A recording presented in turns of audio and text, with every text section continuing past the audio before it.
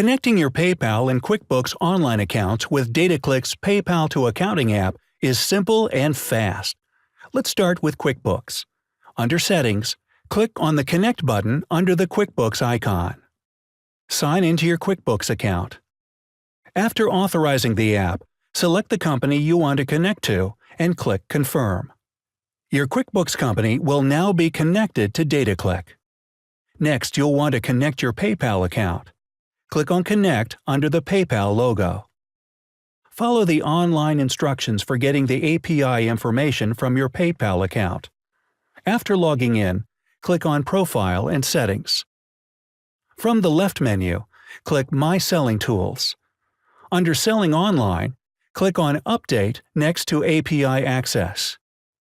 In MVP/SOAP API Integration Classic, click Manage API Credentials. Click Agree and Submit. Then click Show to get API username, API password, and signature. Once connected, the last 100 transactions will begin to populate the main page. That's it. You are now ready to start saving time with DataQlick's PayPal to Accounting app.